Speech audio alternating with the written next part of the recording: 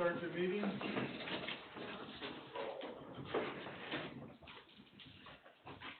I pledge allegiance to the flag of the United States of America and to the republic for which it stands, one nation, under God, indivisible, with liberty and justice for all.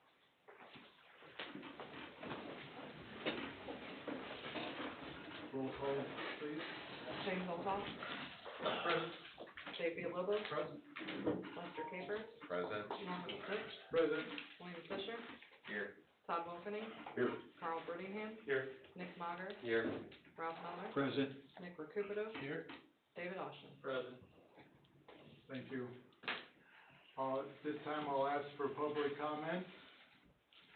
Once, twice, 3 times, none, we'll proceed. Sarah, I want to compliment you on the minutes you did. They was lengthy. So, approval of the minutes of Wednesday, May 24th, 2:03. Have a motion? So moved. Second? I'll second. Roll call vote, please. Jim Olthoff. Yes. Dave Villalobos. Yes. Charlie Caper. Yes, Norm Stick. Yes. Okay, VIPS report? Yeah, he's not here. Looks like they had,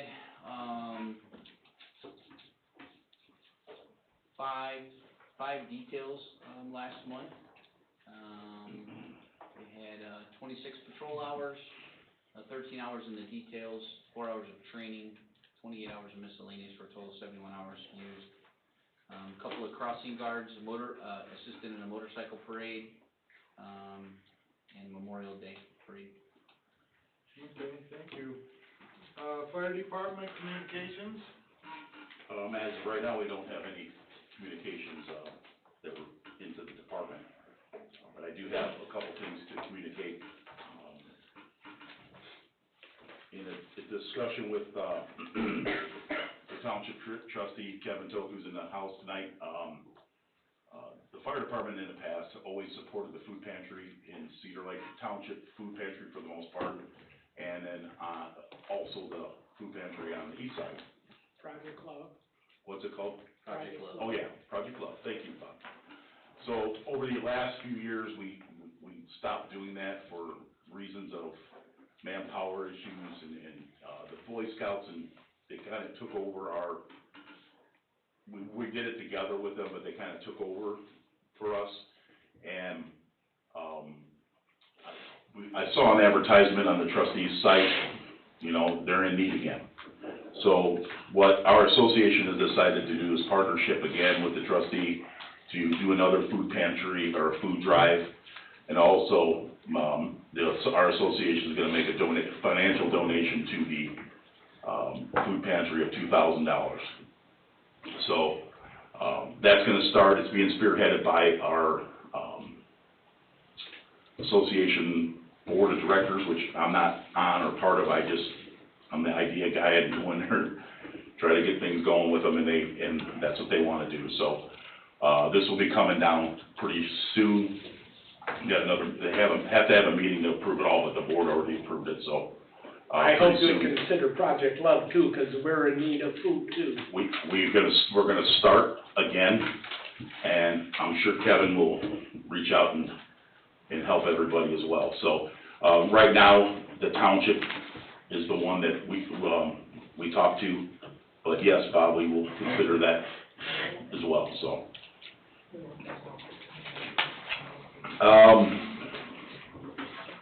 That's all I have under communications right now. Okay.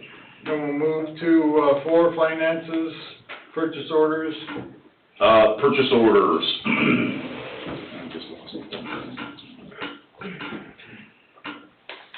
And I want to thank Sarah for putting us first on the agenda this time, because we have way better chili than the police.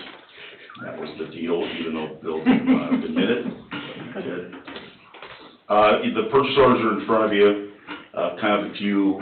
The amount going out last month was $9,547 in purchase orders. A few things that were, most of it's truck repairs and equipment, needs and costs.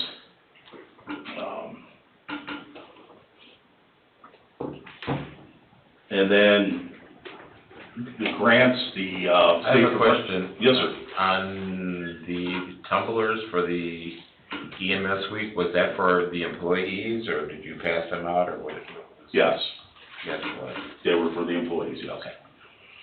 Yep, that was under our promotional line item, and we bought, during EMS week, we always buy a trinket, so to speak, something like that. Thank you. Okay.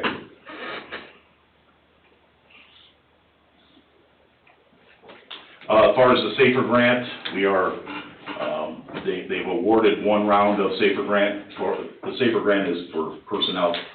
They awarded the first round, we did not make the first round, but we did not get cut. So that's a good sign. Other rounds are coming, and we're keeping our fingers crossed. We wrote a really, really good grant this time as well. And we're hoping, that we get awarded the grant, because we're gonna need the people. Obviously, when we open up the new station, we're gonna need extra people. The grant is a 4-year grant. On the 4th year, you have to pay, the costs. So there's no cost up until then. So that grant has been submitted and is going through the process. I'm also looking at writing a grant for a training center, but there's money available federally for that too.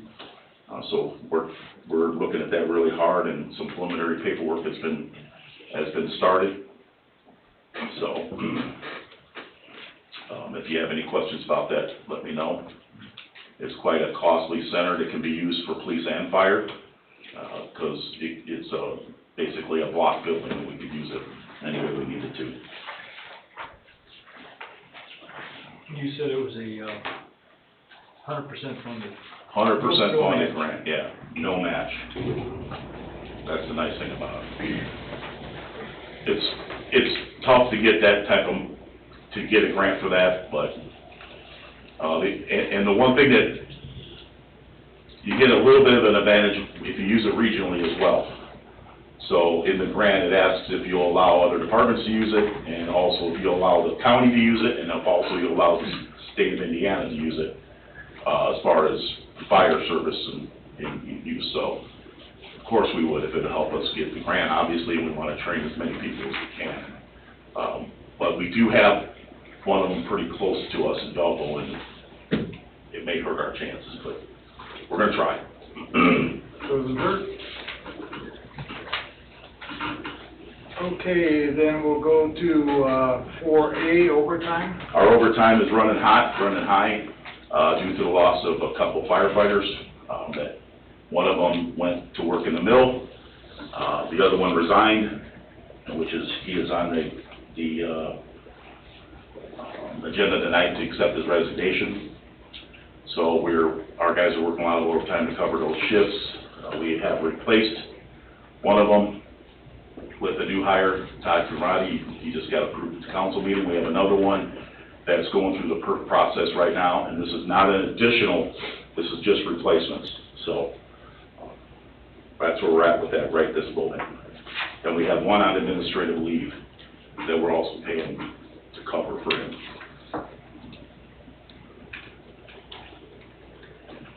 Four B, part-time budget. The part-time budget is also being utilized to help cover those shifts as well, and it's running high as well. The funding for the fire departments, full-time and part-time, obviously needs to be increased, and we're getting into budget season, it'll be discussed. Okay. 5, staffing. We just put out an advertisement for part-time and full-time, to put part-time people on, for EMTs, paramedic, firefighters, and we also are advertising for, a full-time paramedic hiring list to put together. So, once a list is formed, then, if a full-time position opens, we'll have a list to pull from, like we have done in the past. Of course, it'll go through the whole hiring process with the Board of Safety and the council and the interview process like we've done in the past. And then, accepting the letter of resignations from, Jim Schultz. We can do that with the whole report, I would assume. Charlie, you think? Okay, so do we have a motion to, accept, the fire department's report and also the acceptance of the letter of resignation from Jim Schultz? Oh, that's right, yeah. So moved. Second? Second. Roll call vote, please. Jim Olson. Yes. Dave Villalobos. Yes. Charlie Caper. Yes, ma'am. Norman Vosek. Yes. Okay. Can we send him a letter or something for thanking him for his years of service? He's got 23 years here. For the time that he was here, we appreciate what he's done for us. I think we can come up with something. And underneath there, discussion fire inspector position. I would like to, for future reference, Jack Schultz was one of our fire inspectors, to introduce a policy for a part-time position of a fire inspector to work up to 20 hours a week. This is just preliminary talk now, I don't have anything prepared yet.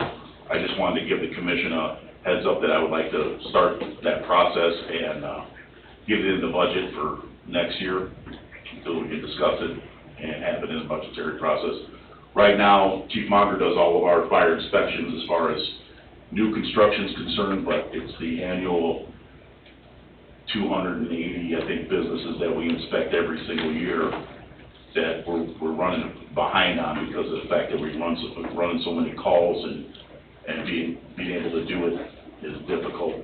Having staff members do it that are also working the ambulance or an engine, so we want to put a fire inspector out there. We've always had a fire inspection program. We need to do it even on if we could do it on a part-time basis, we could get it covered in a year's time. So, I'm gonna put a pay scale for it, put it all together for your consideration but I'm gonna also have it ready for budgetary talks on next Friday. Okay. No action needed, just giving you a heads up that we're needing to take a look at that. Okay, thank you. Do you have anything for C other? I do not. Okay, training report? I'm gonna turn that over to my training officer, Chief Meyer. As you can see within your package for the May total hours were 888 hours. Basically each category was pretty much average. However, if you note the special operations and technical rescue format, there's a lot of hours, 413 hours.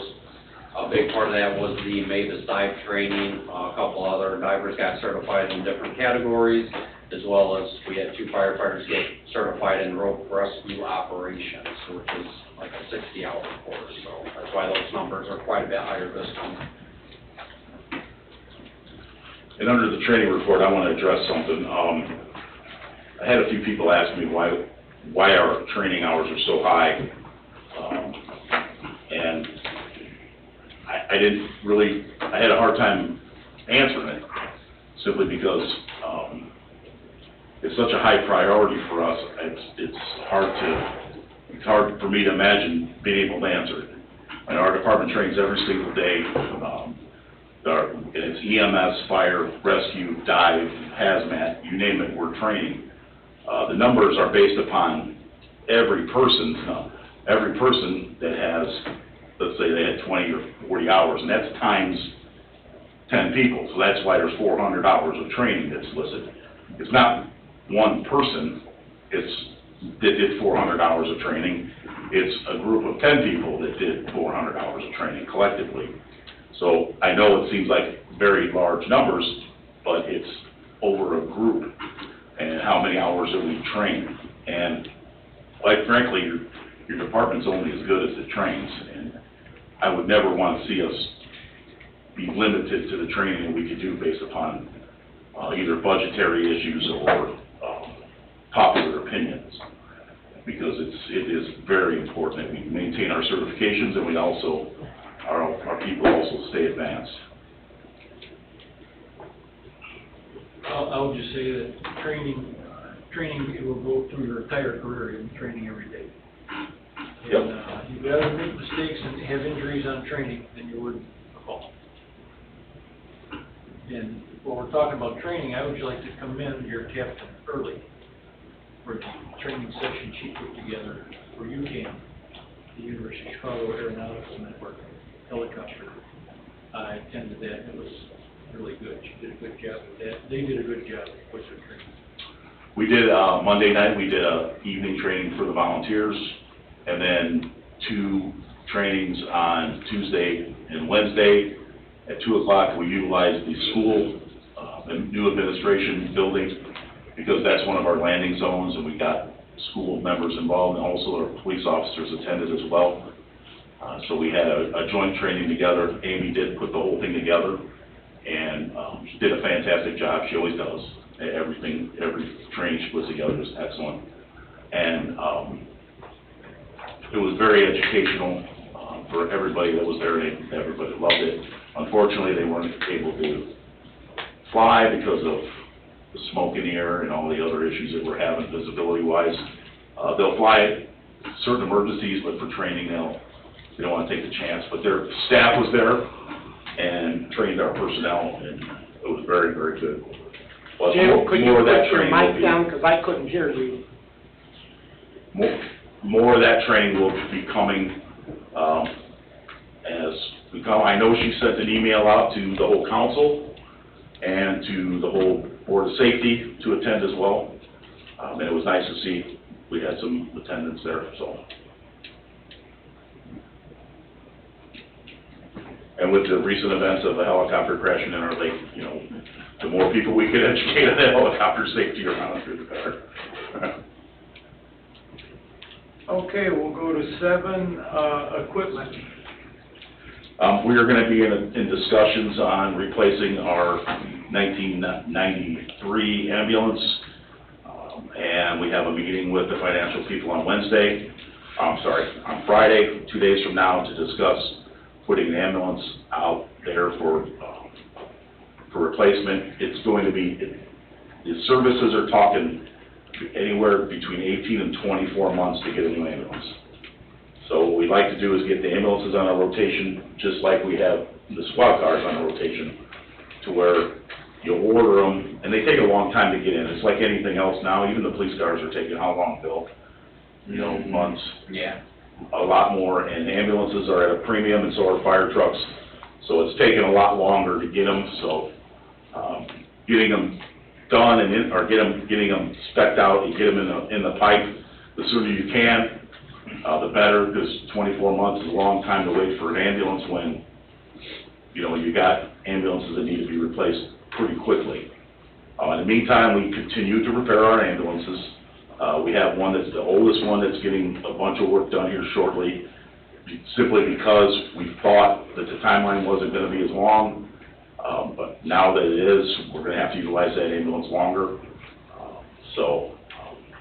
It needs some pretty crucial work to it, so we're making sure it's top notch. What are you looking at for a price of a new ambulance? Anywhere from $350. $350 to $380. Good.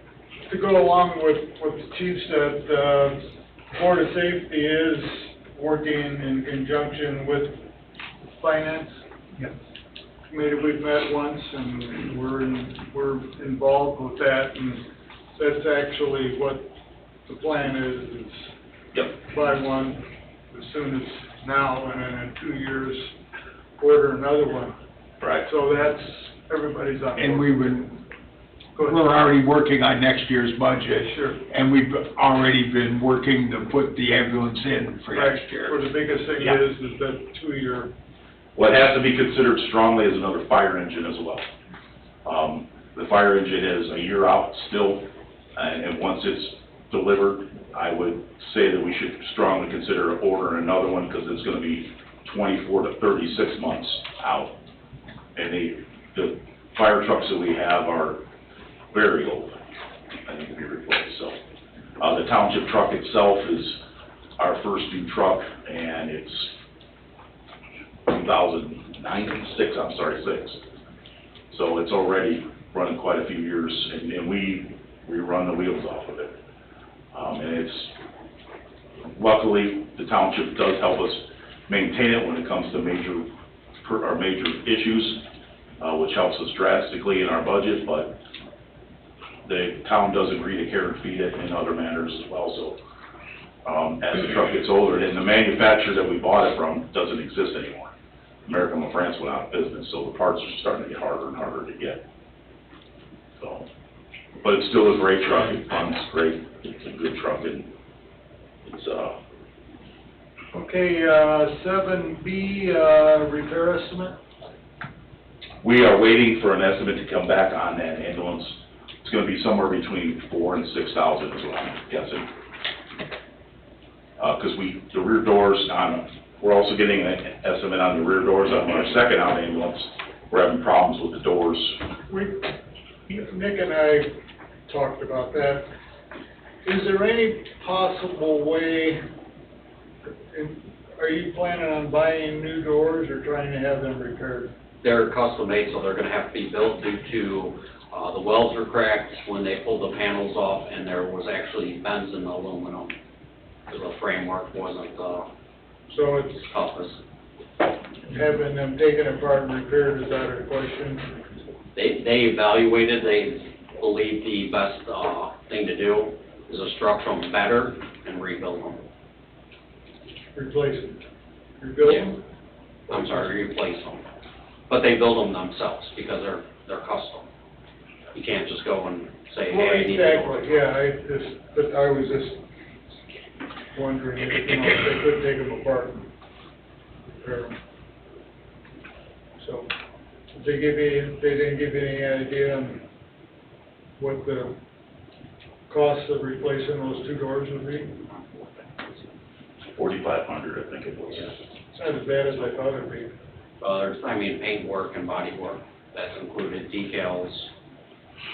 So Yeah, obviously we have the unfortunately, decals there's and, a lot of, it's busy area in the door there. but- Yeah. But Nick and I did see that, so, okay. Number 8, monthly activity report. So here.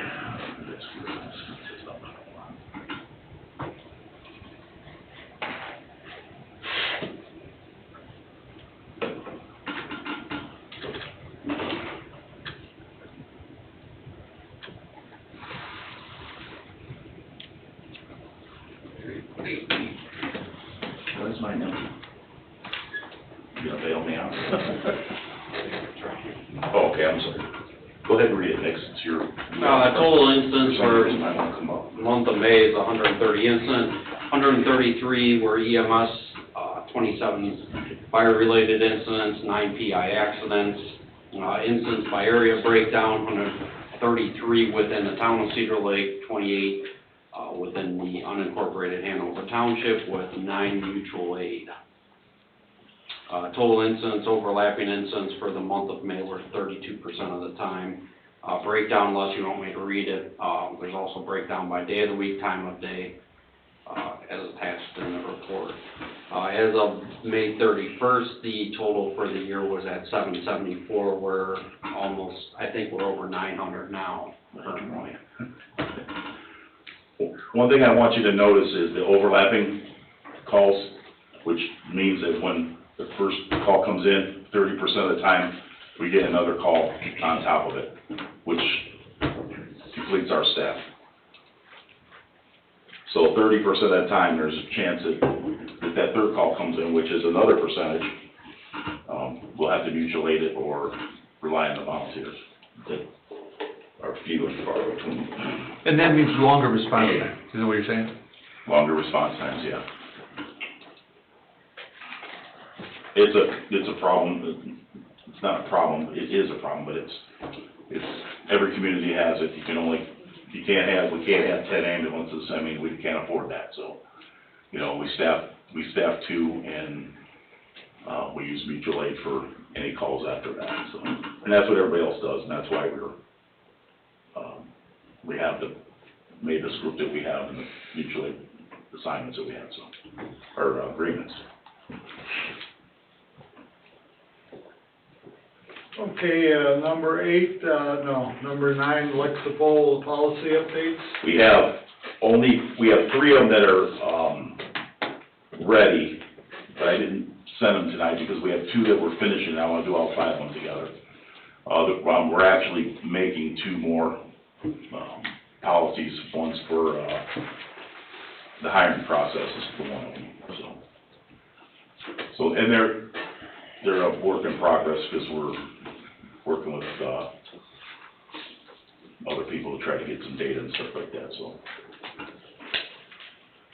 The same, you should have, the other ones, we should have them prepared here pretty soon for your guys', for the committee to come down and take a look at them. As long as you have coffee, We'll have coffee. which you have been. We have, Compliment Nick. we always have coffee. No, at first you didn't. I had to complain, and I finally got it, but it's doing great. So, okay, number 10, other? I have no other right now, and all I wanna say is it was a pleasure going first. I'm glad you guys are patient, and, how do you like it? Thanks, don't it? Okay, I know, that's a problem. Police Department, number 11, communications. All right, Board, so we have quite a few communications here. First off, Deputy Chief Brittingham received an email from the Lanahan family. If you recall, Molly Lanahan was the 18-year-old female that was murdered in Porter County.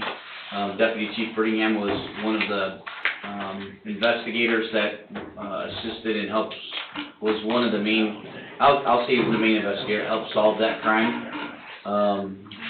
She originally became missing out of St. John. We received some of the information on her, and through a long process and a very hard work, Deputy Chief Brittingham was able to assist Porter County with the charges and conviction for the homicide. Their family is doing a butterfly release on June 25th. We missed that. Well, that was at 2 p.m. But the other thing was they were having a golf outing for the Molly Lanahan Foundation on August 4th. So they sent that out to us, and we told them that we would provide that to them. Little old lady and her daughter came in.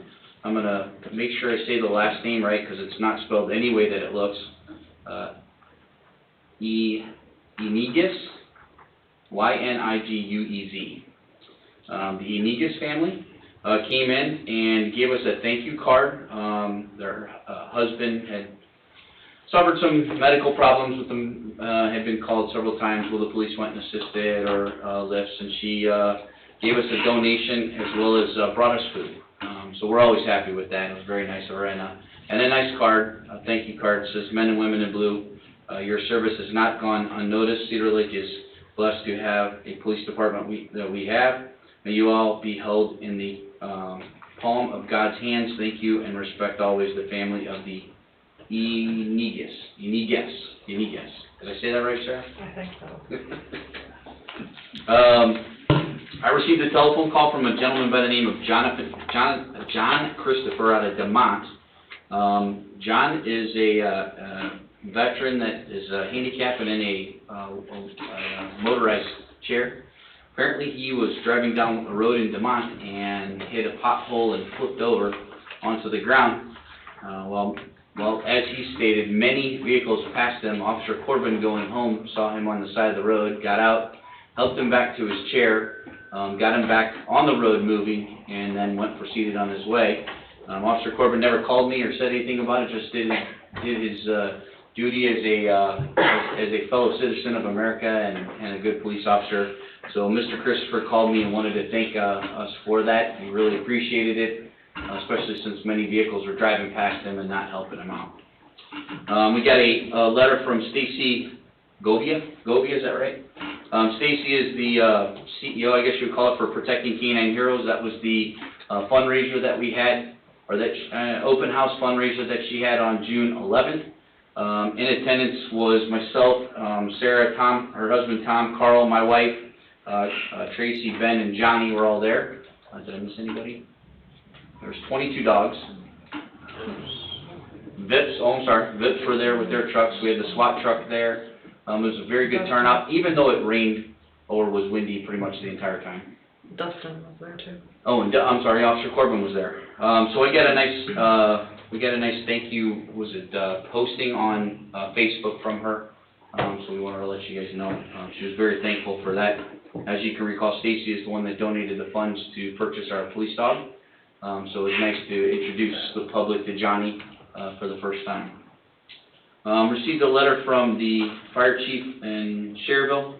On behalf of the Schererville Fire Department and the Rhodes family, I would like to thank the Cedar Lake Police Department for your assistance with giving the proper send-off to Army Combat Medic Specialist Luke Rhodes on Thursday, June 14th, 2023. No other occupation takes care of their own like firefighters and police officers. Thank you, Robert Patterson. We assisted, along with the Cedar Lake Fire Department, with Mr. Rhodes, who was a combat Army specialist that passed away while still active. He was laid to rest at Holy Name, so we helped them with that. And so that was very nice from the Schererville Fire Chief. And then last, we received a nice thank you card from Officer Shane Adams, who's from St. John Police Department. His previous canine Match was the dog's name, passed away not too long ago due to some medical conditions. We gave him a proper send-off and a police escort to the veterinarian hospital where he was euthanized because of his medical problems. But he got to ride one last time with the lights on, and I think Shane was crying pretty heavily as well as his wife. But I remember that day when I had to put mine down, so he sent us a very nice card. Says, thank you, Cedar Lake PD family, for all the kind words and support during a very difficult time. Match enjoyed assisting your agency whenever called. Stay safe. Canine Storm, which is his new dog, has some big paw prints to fill, but he's up to the task. Officer Shane Adams, his wife Julie, and their dog Storm. And that is it. Okay, 12 finances. All right, so you have our financial report. The majority of ours right now is vehicle repairs. We got quite a few of them, as well as some new equipment for our two new officers, Stolars and Enyart, with their new vests or carriers. But you can see there's a lot of vehicle work done. You notice the pretty large sum that was spent at the DARE graduation. That was all done through donations. It did not actually come out of our budget, but through the DARE donation fund. And you'll also notice that there's a revolving boat fuel expense with everything going on the lake. We opened up a purchase order so that it's easier to fuel up the boat at Pinecrest on a regular basis with the deputy chief for myself. So that'll just slowly tick off that amount of money, so $500 put into it. Budget 2024 is scheduled for July 7th with the town, so we'll be putting our numbers together and presenting it to the town staff before it goes any further, and where they axe it a little bit, and then we can bring it up a little bit more. So we're putting those numbers together on what we'd like to have for 2024, but that's coming up. You want me to go through all A, B, and C? You okay with that? All right. So I received a letter from, let me get it right here. I received a letter from the, actually it was an email, Department of Justice. It said, Mr. Fisher, the United States Department of Justice, Office of the Inspector General is auditing the Office of Community-Oriented Policing Services, which is the COPS office, COPS hiring program specifically. Please note that this audit of the COPS office it's not your organization. However, as part of the audit, your agency's CHP application was selected for review, which was Officer King that we got on the COPS grant. So I had to send them 5 different attachments. One started with the Basic Recruit Academy and their training for cultural sensitivity, racial and ethnic bias, gender bias, and bias towards LGBTQ. So I contacted the academy. I got their entire training log, put that together. I also had, sent them our written and formal mission statements, which they wanted a copy of, which we have in our policy manual. And then, 2021-22 strategic plan, so all the things that we were attacking and that we accomplished. I sent them a very nice list of our strategic plan for the last 2 years and the things that we accomplished in those 2 years. I had to send them policies and procedures on our recruitment and selection and our hiring process, which, as you know, we have a pretty extensive process, and I sent them a copy of our Lexipol policy. And then a list of our agency's current community policing partnerships, like the Crown Point Community Foundation, or those foundations, or that we have partnerships with. So I sent that to them. I had a deadline, which was pretty quick, plus I was going on vacation, as you guys recall. So I sent that to them within a couple of days. I received an email back from them, thank you for the quick response. I will take a look at the documents either later today or tomorrow. Also, thank you for the update. They had Mr. Niemeyer still on there, and he's no longer on the council. But he wanted to thank me for the quick response, and he was pretty shocked that he got it within 2 days. So we got all the information back to them that they requested, and I told them that if he needed anything else, feel free to reach out. So that was from the Department of Justice. We requested some donations from Casey's and Albany's for upcoming 4th of July parade.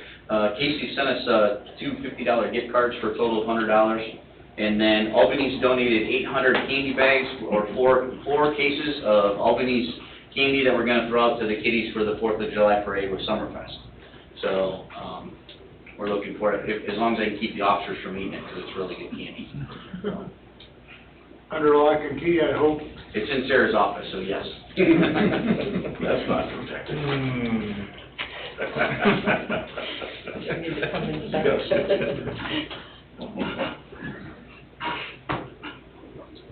So where did you end up at?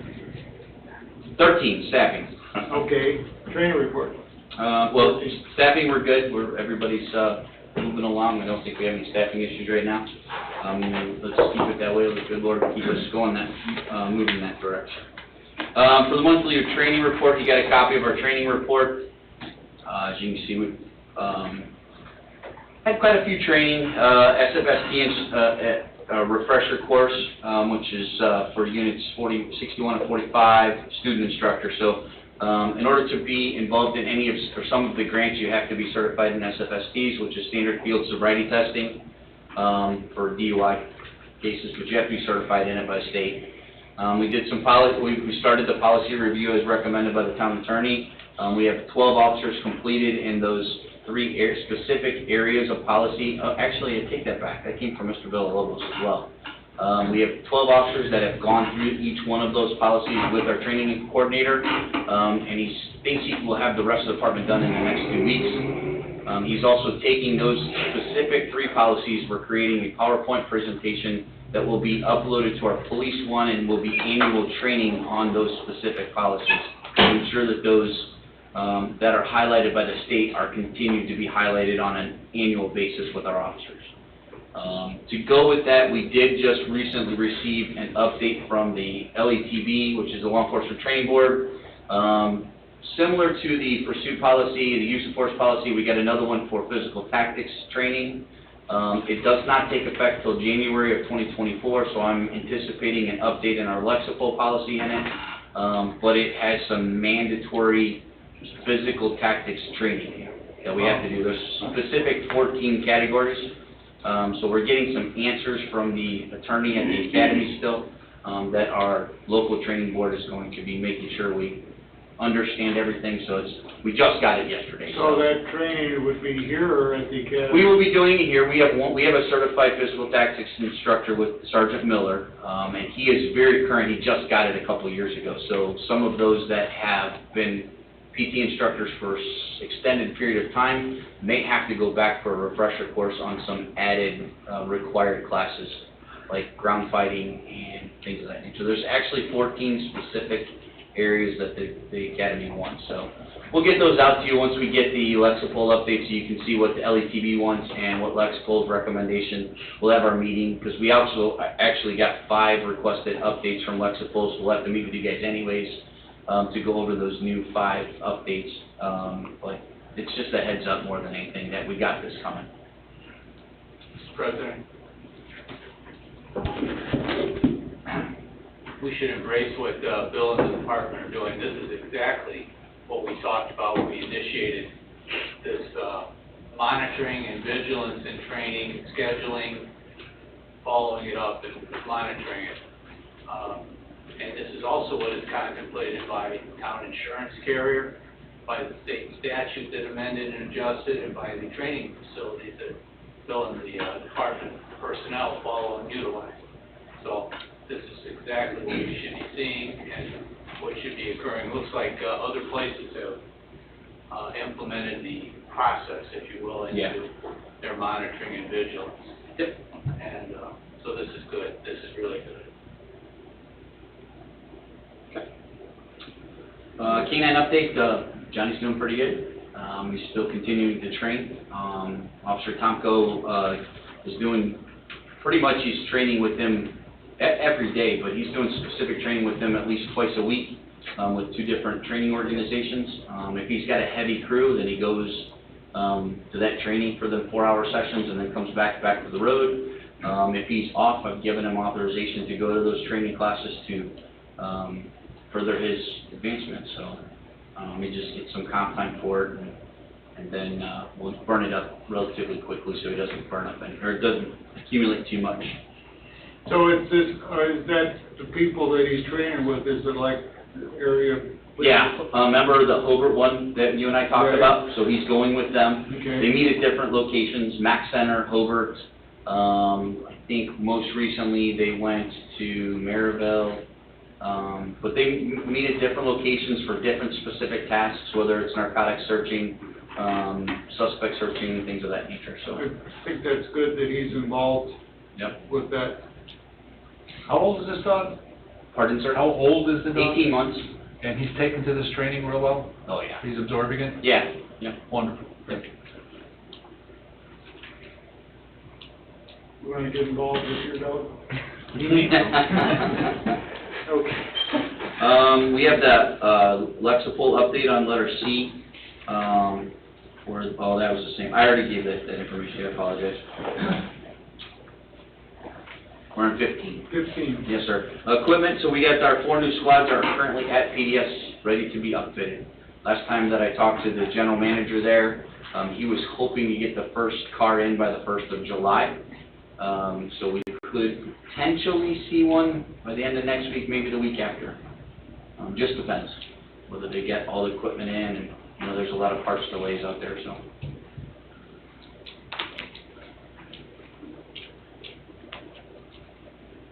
So we covered the 16. Monthly activity report. Yeah. You can see we had 1,105 calls for the month, for a total of 6,134 calls for the year so far. We're averaging just over 40 calls per day right now. We had 93 traffic violations, citations for the month of May that were issued for a total of 982 for the year. We had a total of 397 warnings issued for a total of 3,176 warnings for the year. We had 23 arrests, we had 34 charges, 22 of them were misdemeanor, 8 were felonies, and 4 were warrants. We've had a total of 139 arrests for the year and 228 charges filed for the year.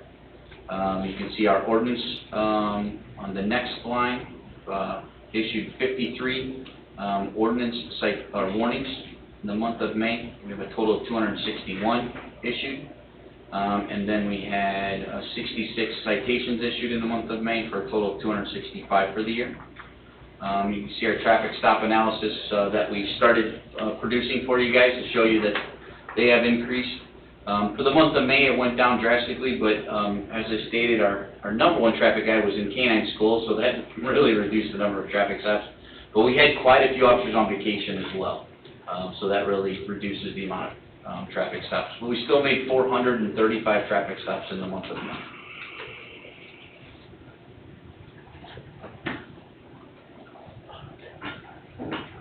And then we had a total of 631 calls for, law calls in the month of May.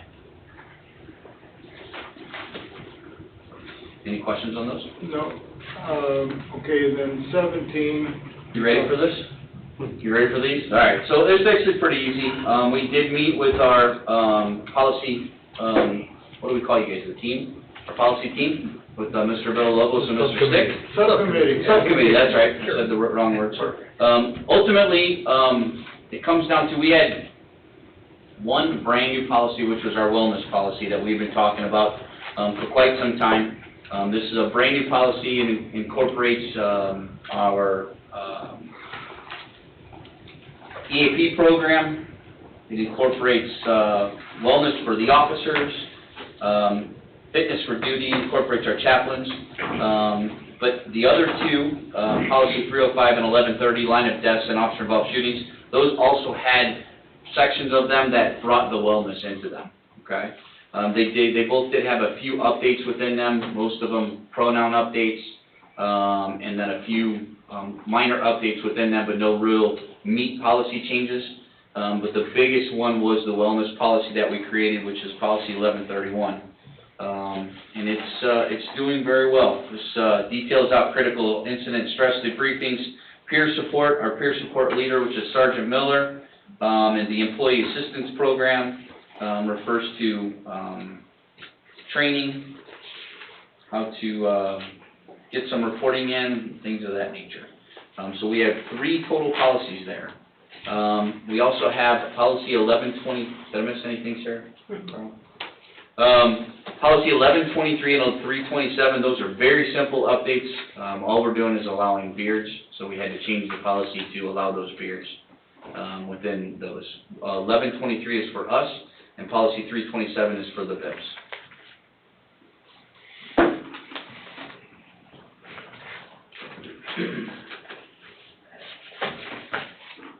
Okay, motion to accept the police report? The lexical policies. The lexical. Both?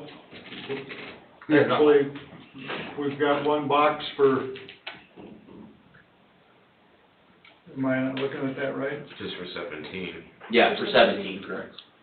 Right, officer-involved shootings and deaths, line of duty, deaths, wellness program, personal appearance standards, and VIPs. Yes, I make a motion that we accept the revisions. Okay. Second? Second. Roll call vote, please. Jim Multagh, Yes. Dave Villalobos, Yes. Charlie Caper, Yes. Norman Stick. Yes.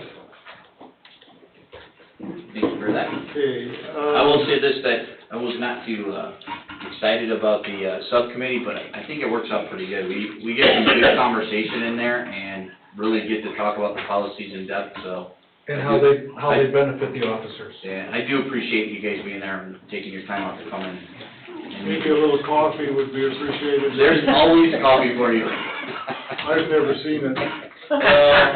You know, I have, you know, the fire department does do a better He job. brings you guys food, I can't do that.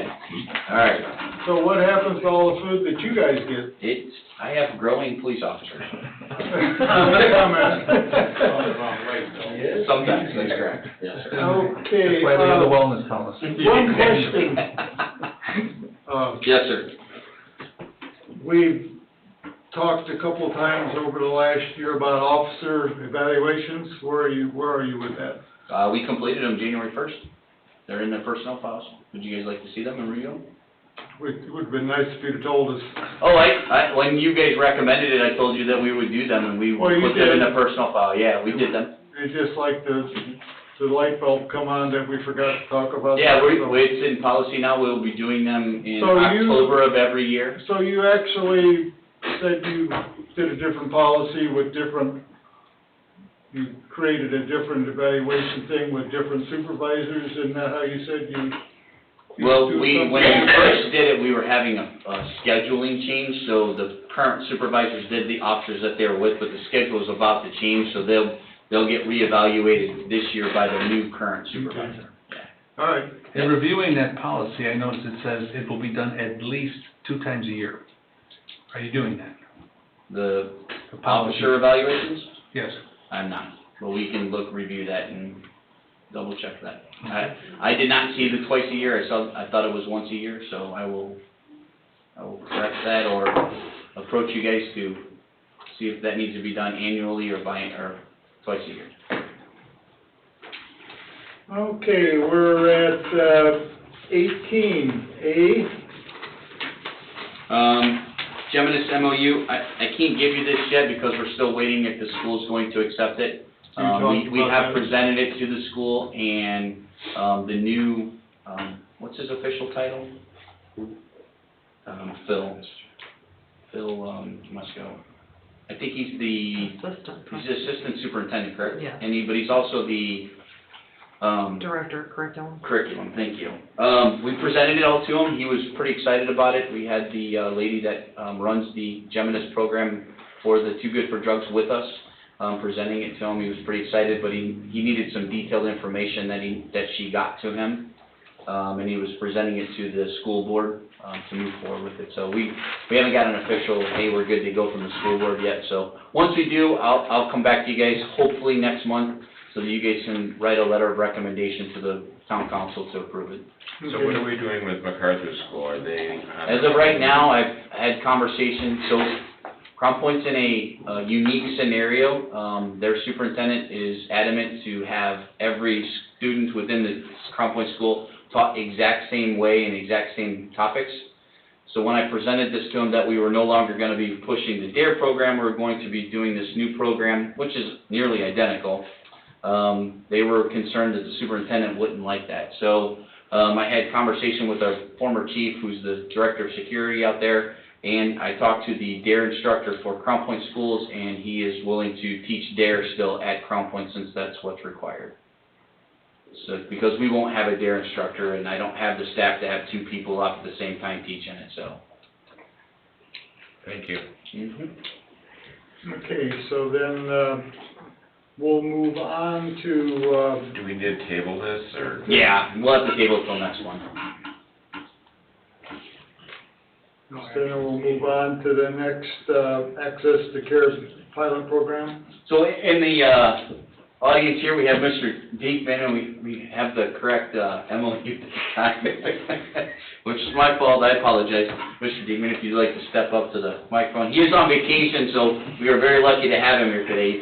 He did tell us he was gonna be on vacation, so. Hey, I'm a little droopy after a 4-hour car ride. He's a Cubs fan. He is a Cubs fan, that's a good thing. So, this is requesting a letter of favorable recommendation to the town council to enter into this, MOU that has no value to it for us, but it does for them, as far as monetarily concerned, but we will be helping them with, you know what, I'll just let you explain, how's that sound? There's actually been, from when I was here last month, there's actually been some developments. About 2 weeks ago, part of that mobile unit is directly tied to that, crisis receiving center. About 2 weeks ago, we actually did get approval, regional did get approval for that, program to be put together by this, or we got an approval from the state, sorry. That is actually in the process. As a matter of fact, on the drive home, I got half a dozen emails about different meetings to actually put that together. That mobile component is an extension of that. If you remember what I had spoke to, if I remember what I spoke to, that mobile component would actually essentially allow responding officer who recognizes that this is not a criminal event that's taking place, essentially to contact us.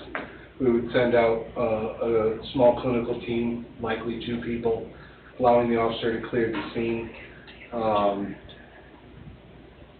There is the monetary piece is really just minimal. My main focus, my main interest truly is in seeing how well this is actually going to work in Northwest Indiana. 3 most progressive departments right now are St. John's, Cedar Lake, and Griffith. And it's these 3 departments that we would like to partner with to be able to see how well this can benefit the community, as well as how it impacts, Ryan, what was that? Miller, Sergeant Miller? Impacts Sergeant Miller and the what was that called? Wellness? The wellness. The officer wellness program. It really kind of feeds together pretty well. So basically, we kind of make it a little clearer exactly, I could. So, I assume everybody in here knows that we've got the 988s rolled out. This is fully functioning, albeit they're not getting a whole lot of calls at this point. Does anybody not know 988 yet? Oh, the suicide now? It's It's much more than that now. yeah, it is, yeah. Yes. Okay. Suicide hotline is the foundation for 988. I would even say that this is probably just generically stated, this is the mental health helpline now. They're actually not getting as many calls at this point yet, but I think that's just lack of familiarity with it. But the call could come in. Ultimately, if it's identified right out the gate that this is a health issue, it could potentially bypass the police, come straight to one of the other regional or one of the similar providers. We would then send out a team, essentially figure out what's needed, get people to where they need to be. Through the full gamut of the resources that are out there, the services that are out there. Right now, if I remember correctly, estimated response time would be certainly not as quick as a 911 call, but is no longer than 30 minutes. We're anticipating being able to respond from our location to either one of these three towns within a half hour with a team in tow. That would, the intention of it, the grand plan of it, is to not only take a lot of the stress off of the officers, the responding officers, in having to deal with things that they're not necessarily trained to deal with, as well as then funnel people away from the justice system when it's not terribly appropriate, and get them with those resources. The way that we're looking at that mobile extension of this receiving program to be, would be two staff, pseudo-clinical and a clinician of some type. Could be a clinician similar to myself, could be a medical provider, and then some sort of specifically trained emergency services specialist. Questions, gentlemen? So the benefit is it's more appropriate for the client who's calling or needs a service, and you're reducing the demand on the officers, is what you're saying. Right. And long-term, the more successful you are, hopefully we'll have less calls for service for our officers and our fire department. That's what's going to be the long-term benefit of all this. Take the stress off of the ERs, take the stress off of the EMS, take the stress off of the officers. Absolutely. We wish you all the best on that. Yeah. So in essence, this MOU would, if awarded, we would be partnering up with Geminis to notify them when there is an incident that might involve mental health related issues, to get them help versus take them to jail.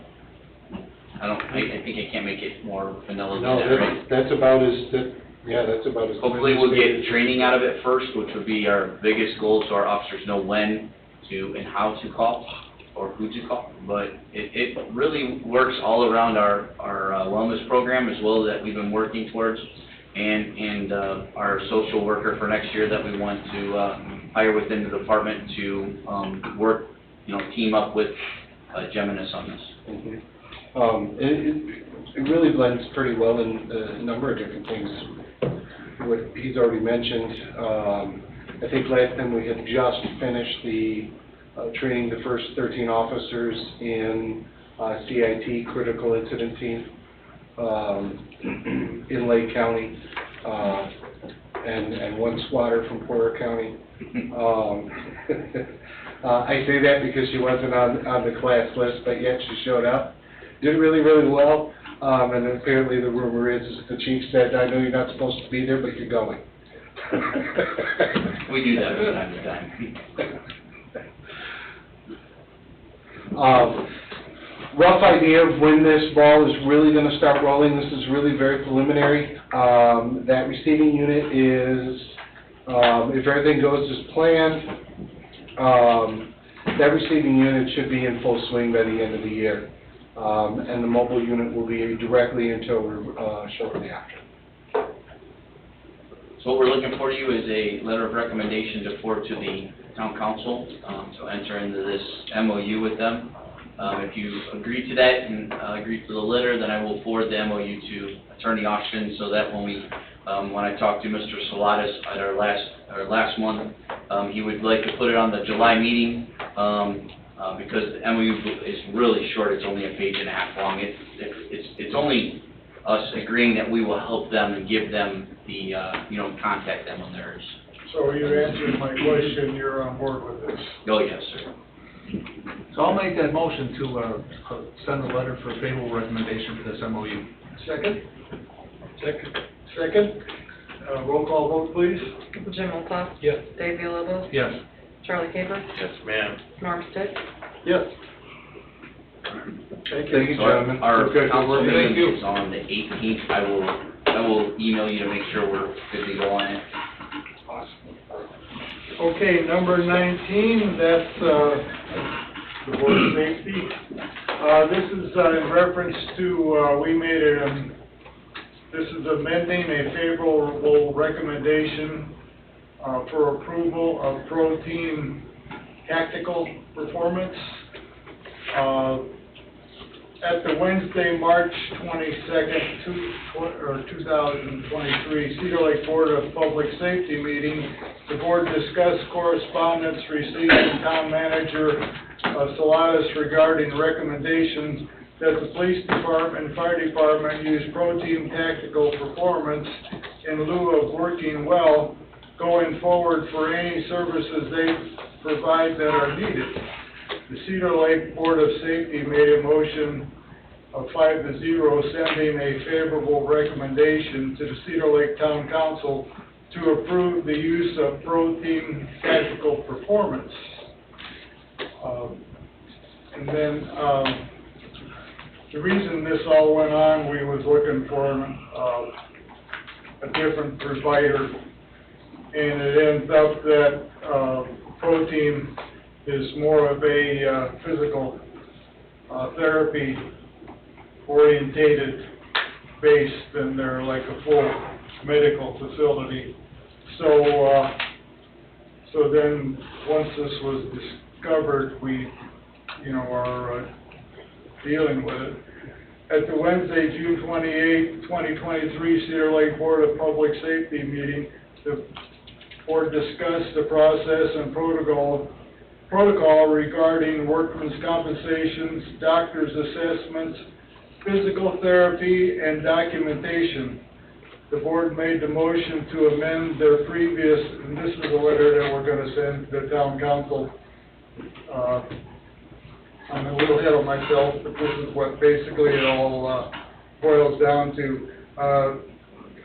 So we're gonna ask for a motion. Basically what it is that we're recommending that any workman's comp claims are directed to the town's current workman's comp provider. So, and this will be forwarded to the town council's next meeting.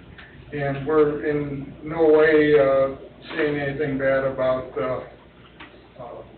Pro Teams. It's just a protocol that's got to be followed. So if there's no further questions, can we have a motion to approve this? Yes, so for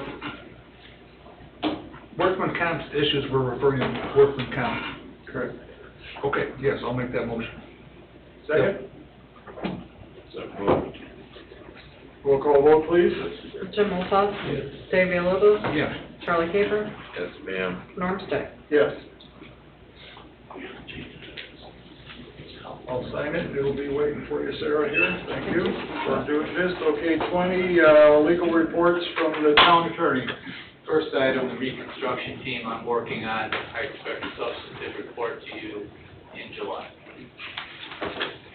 Okay? I'm sorry, you want me to just go right down the list? Please. I will do that. Training reimbursement agreement, this is a, normal monthly item when we have new hires and we have folks that have a condition of employment connect with us by agreement, that's what this is. There's nothing currently pending, but when it is, we deal with it as it occurs. Conditional offer of employment that we talked about, law citation, the Indiana code, it's IC, that's what it's commonly referred to. Had a change and wasn't, picked up in the SOP involved. That was for, hiring? Yeah. Yeah. Yeah. And there will be some more of that. There were a lot of laws changed in the last session of the General Assembly. Special event permit. This, I just received a communication from the town manager, and he thought the current version or draft is in pretty good order. I guess I'd probably refer to, either of the chiefs at this point.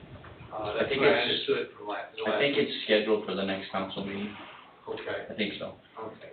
I wasn't involved in that special event permit. Oh, in there, okay. It was me. Well, that's a whole other discussion. I I got you. I knew one or both of you were working on it. Emergency operations plan update, there's still, 350, 400 pages. I'm working on that. That's pretty big. It is all, Yeah. that's it. Thank you. Town council liaisons report. Anything else? I don't have anything.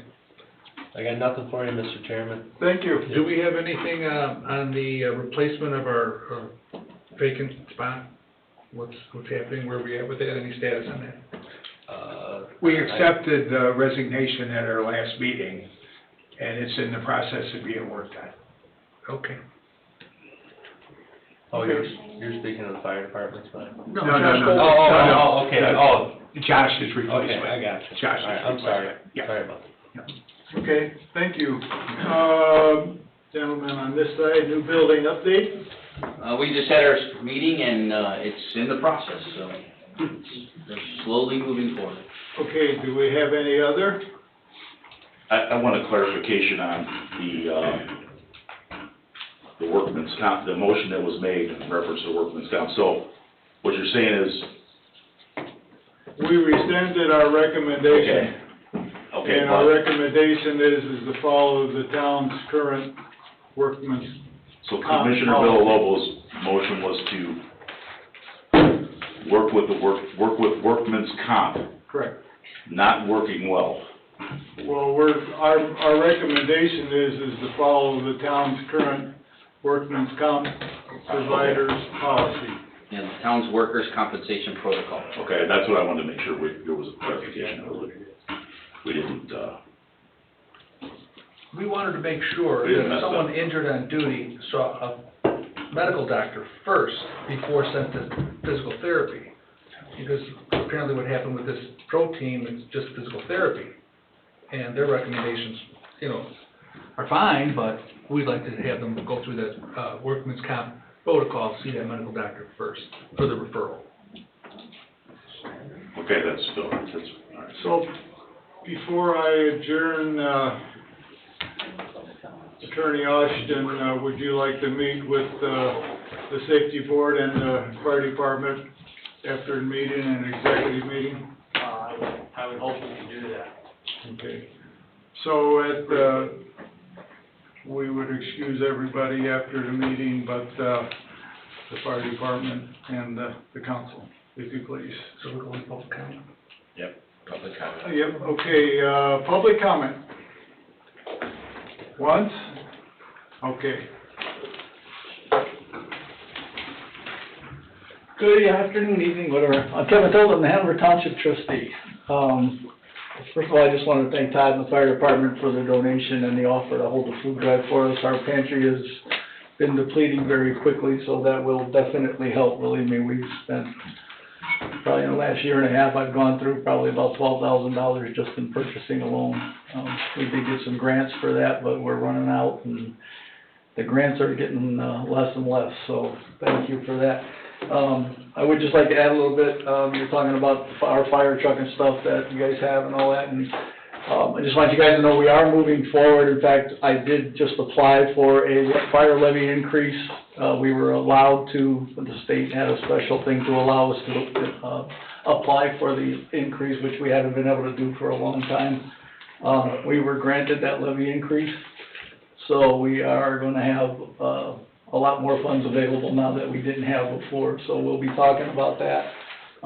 As far as our truck goes, we know that that truck is getting older. My thoughts, and I've talked to my board about it already, was we want to maybe explore doing a refurb on that truck. When your new one comes in, and then we'll wait until the new one comes in, but we're kinda looking about going down that road of a refurb just 'cause we've got that money available now that we could do a refurb and pay for it. Like, my board members like to pay in cash, so we have that available at this point. So we're looking at some things down the road, so I just wanted to let you guys know where we're at. I'm not sitting on my hands, we're trying to get some more funding, it's tough, we don't have a whole lot coming in, so, but we will be doing that, so. And Todd, if you guys have any trainings like you invite the council to, I would love to be invited to, it's not a problem, since we do contract with you, I would love to sit there and, be involved, so. As long as you'll try to take over the Nah. training and tell us all we're doing wrong. I won't say nothing, don't worry. Anyway, but if you got any questions, I'd be here to answer them, but I just wanna let you, fill you guys in on that stuff, where we're at, so. Thank you. But we will be moving forward, okay? Thank you. And now I'm gonna I want to speak to, Kevin Toth, citizen, 9725 B West, 129th place. I just want to say, first of all, I want to thank the police department for some fast action, and I've seen some things going the last couple of days. Maybe you've heard about it, maybe you haven't. I think I started a little firestorm last week, but last Friday, at the Dairy Bell was total insanity over on Lake Shore Drive with the cars and the kids and the burnouts and the traffic. It was just, it was insane. The speeds going down Lake Shore Drive were out of control. The kids were out of control.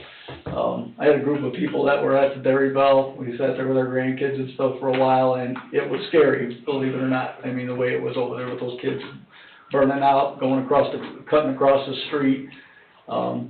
So I'm just glad to see that you guys, I see they stepped up and they, put some speed clock out there, whatever you call it and stuff, and, I even know you guys did some stuff over at the boat launch, which has been a problem, I know, for a while.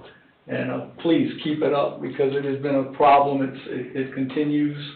I did even talk to some of the people in the condos, yesterday, and they said it was a very quiet weekend at the condos for the first time in a while, so, very much appreciated, please keep it up. I just wanted to say thank you to you guys for that, so, thank you.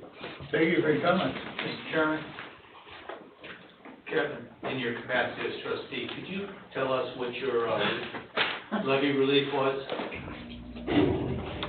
What we were granted? What you were granted, right? We were, I hate to even say this, because I know where Todd's gonna go with this. I want to find out. No, I know. Our levy was doubled. You told me that. Yeah, That's what you guys were looking at, yeah. But again, it'll be up to our board as far as how far we want to move forward with that. I'm not a big tax guy either. I'd like to see it, maybe we do it in maybe 2 steps, so we don't do it all at once, that we take the full amount all at once. But we are looking at probably another $150,000 and the levy that we'll have available, so. Fantastic. I'd like I said, hopefully, I think I can get my board to go for 75 the first year, and then maybe we go up from there. So that's That'll help us, yeah. Yeah, and it'll help a lot, so. Thank you. Is that good? Yeah. Okay. Thank you again. Here's another public coming up. Robert H. Carnahan, 12850 Fairbanks Street, Cedar Lake, Indiana. I was talking to Town Attorney Dave Austin the other night, and, we're discussing something, and he said we need to be more transparent. So something to be transparent here at this, board tonight. I heard just something mentioned about the helicopter. I think, we ought to have a report on what happened, with that helicopter for this committee. They reported it at the town council meeting, but I think it needs to be also reported here for the record. And also, Johnny the dog, I was told that the first one failed its, training, and they got a second one, and his name is Johnny too? Correct. Oh, okay, I just wanted to make sure what I was told was true. The first dog, was unable to achieve the marks that were required and is now a house dog. And so the stipulation on the purchase of the dog was that no matter what dog we got, it had to be named Johnny, so. Okay, I was calling the first one too. We're calling the first one J1, and now we're calling this one Johnny, so, Okay. because the first one didn't make it through training. Okay, thank you. Similar to a police officer that doesn't qualify or make it through training, they are no longer police officers. Same thing here, the dog didn't make it through the training, so it's no longer eligible to be a police dog, and it's now a house dog, so. So I hope you also get a report on the helicopter for the record. Thank you, Bob. Yes.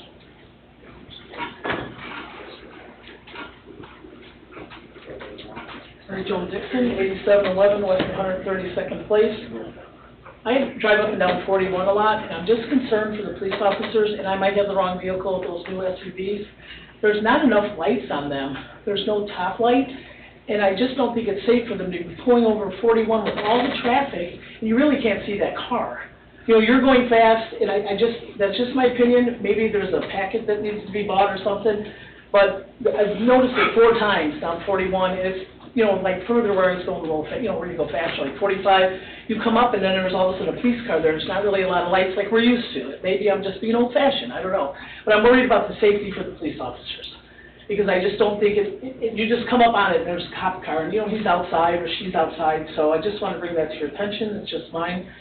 I have to say, I did not notice this on the agenda, so it said speak on this. It was on the agenda, and I'm sorry I missed it. I spoke at the town council meeting about the special events permit. I did ask, and their system is a little different. You ask questions and they answer them, but sometimes they forget to answer them. So one of the questions I had was the fines on the special event permit, and I don't even know if you saw it or not. It's from $25 to $2,500. That's an awful big range for a special event. You could put the Lions Club out of business if you didn't like what they were doing, because they don't have that kind of money. So I asked, who determines that fee, and what is it determined on? And that wasn't answered, so I would, somewhere along the line, like to know that. The other thing that was clarified, I believe, if you have a building or a structure, you don't have to get this special event. So in other words, we're just eliminating it too, in this, after I've done, I still have to do some more research. It's Little League doesn't have a building, Lions Club, Mission One, Cedar Lake Summerfest, and Farmers Market. Everybody else has a structure. So they would not get a special event permit, is how I read it. And if I'm wrong, I just need to be corrected so I can look into it. We, the safety board doesn't do the special, you know, event things, but we will. Okay. I mean, it was on your agenda, that's why I just. Just for an update for them to understand it. Okay, well, I'd like to understand as a taxpayer, so that's fine, but. And we will, have conversation with the chief, with the. And the other thing I did ask the council, which I'd share with you, is, you know, sometimes we make ordinances and we never assign, like, who's in charge of this? And I'm just using tag day as an example. You know, we have a tag day, but who really is in charge of making sure that they, you know, are following the rule? They get a letter, but they, let's face it, they don't read it. I know, I've done tag days, they don't read it. So I would just like to know who's assigned, you know what I mean? So this permit, who do we report to? Who comes up with the fine? Who comes up with the, there's so many days before you have to have it. So for instance, when Mr. Lod passed away and we drove him through town, that's a parade, so we can't have it because we didn't get a 30-day notice. That's the kind of things I was asking, and I just wanted answers, that's all. So. He wasn't there, so I didn't know that he was the author, or else I would have asked him. That's not a special event, a It's not- funeral is not a special event, that would be authorized. So what about the kids that win a championship or something? I mean, that's another thing. That's a last minute thing, really. Thank you, Mary. No, you're welcome, sorry. It's funny, Mary Jo, you mentioned the lights. Yes. I was coming down 41 the other day too, there was a county car and one of our cars. I could see the county car from a half a mile away. I did not see our car until I was 800 feet away. You're right. Well, we spend $11,000 on our light package right now. Okay, I just, like I Yeah. said, I'm just telling you. So, I mean, I'll gladly put more lights on there if you guys wanna give me some more money to put them on there, I'm in. Is it the new black ones, or? All of them, we spent $11,000 on our lighting package. But you don't have light bars on the top. We don't, but with the trucks, the SUVs, it's hard to, for them to see from the rear anyway. So we have light package in the whole rear of the vehicle though. Even in the hatch, there's lights. So if you lift the hatch up, there's lights. Do you use strobes at the back end somewhere? We don't use strobes anymore, everything's LED. There's no strobes even available. I think what I noticed was the intensity of the lights. I could see that county car half a mile away. I didn't even know our car was there until I got close. And which car was it, Jim? Was it one of the Ghost cars, or was it? It was a, no, it wasn't a black car, it was one of the SUVs. I think Okay. it was a Durango. All right. We'll revisit it, give us some thought, please. You need more money. You just don't. I need more money. You heard it. We put a lot of lights into their vehicles already, so That's about officer safety, so. I'm okay with that. Diane Jostic, City Lake Chamber Director, 7925 Lakeshore Drive. I'm here to kind of talk about something that Kevin brought up, and that's the public access site. I know that there was apparently something, thank God I missed last night, but I think that as talking to some of my board of directors today, they feel that possibly we should have some kind of a meeting to talk about that. I know the police did pick up the paperwork that I have, that Mrs. Wahlberg actually had from 1985 about that public access site. But they would like to be included on the meeting perhaps to discuss the problems that we're having down there. You know, I know everybody's looking at it. The kids are just kind of, you know, at a point that there seems to be no control. But I think there's a lot of people worrying about it, not only the residents, but business people too. So that, of course, is my board. So I would just like to ask that the Chamber Board of Directors and I be included if there's going to be some conversation about the public access site and about any plans, perhaps something that we can do that we haven't been doing. So I don't know if you would be able to review the information that Cliff brought.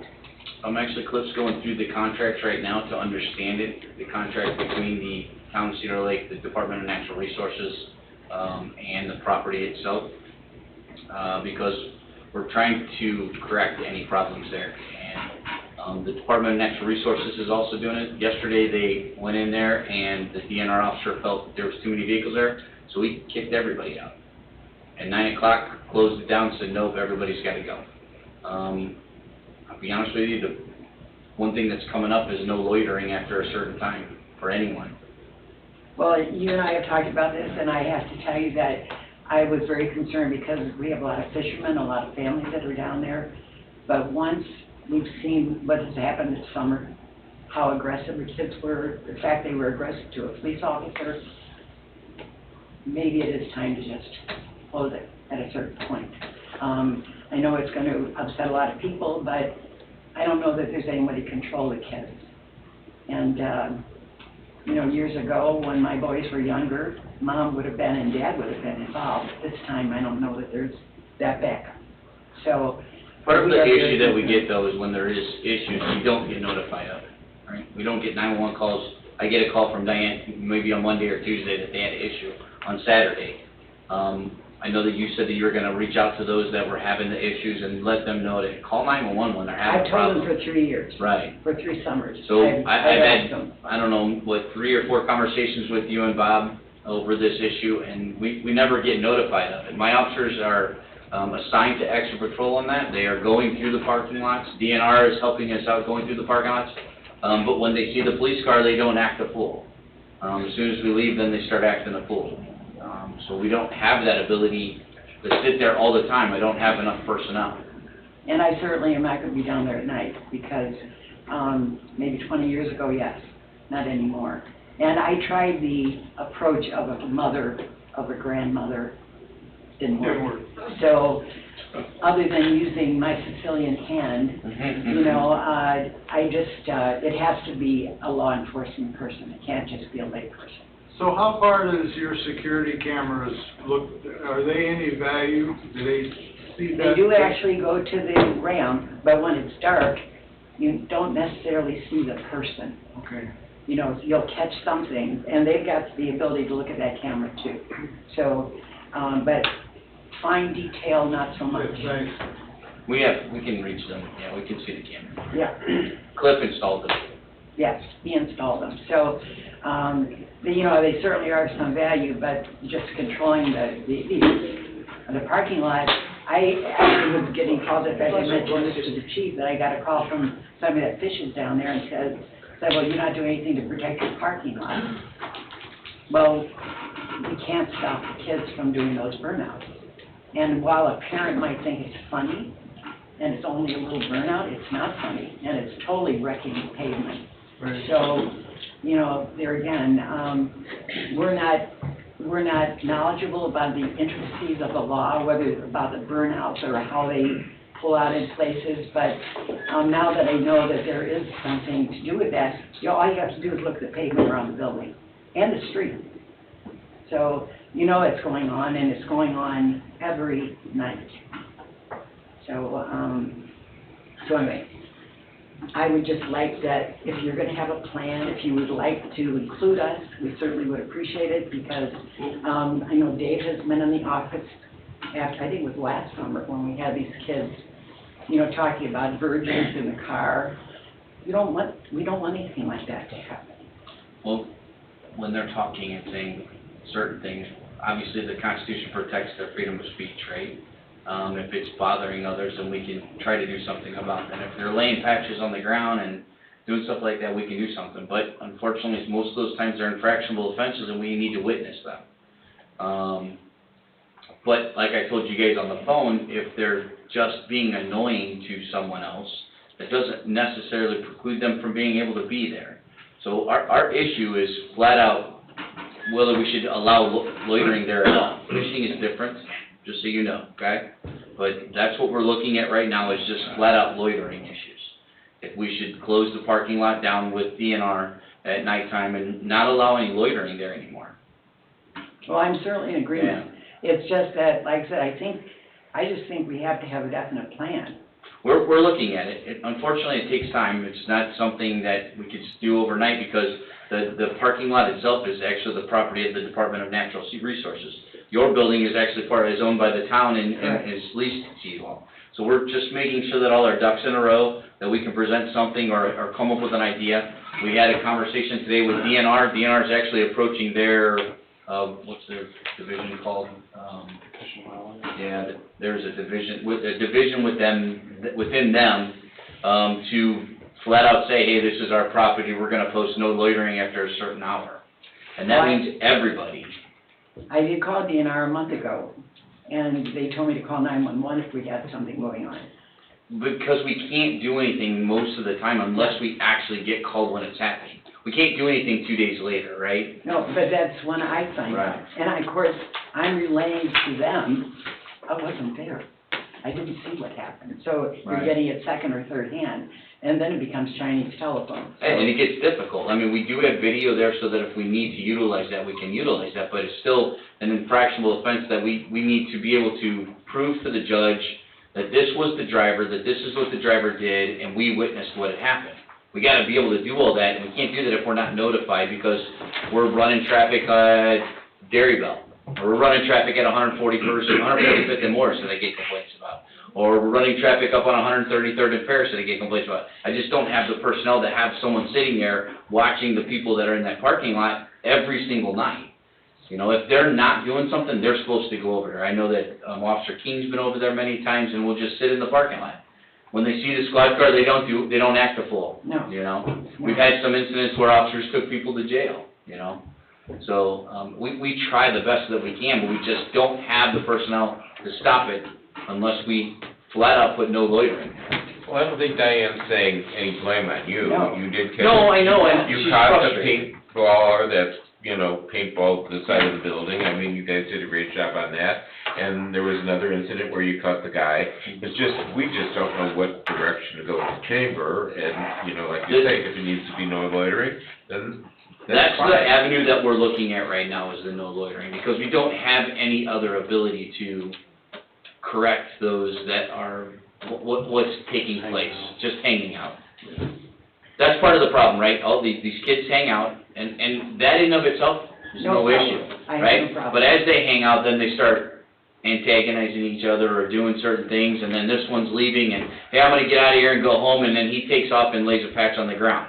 The next one goes, well, I'm gonna do the same thing. That's where it's all coming from, right? Yeah. And unfortunately, we're just gonna have to create a no loitering there because it's causing problems for everybody else. But we're still looking into it to make sure we can do that, because again, the property itself is owned by the DNR, and we wanna work together in collaboration, and we will, by all means, keep you involved in the. Well, I think the sad thing is, like I said, I didn't say this, but this is the third summer, so the kids have gotten by with it, but now they're even worse, and now there's more. I've been doing this job for 27 years, and the things they did in the 90s are worse now than they ever have been, but it's a progression. It doesn't matter what we do, they continue to get worse, So we're trying the best that we can. Well, I did tell the board that I would come because of the concern that they have.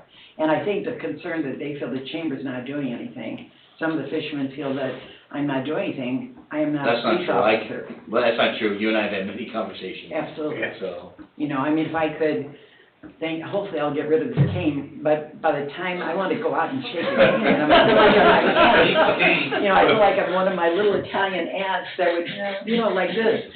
Back in 1957, when you were doing burnouts in the parking lot. Never did, baby. It was okay. My tires I paid for, so they were gonna use.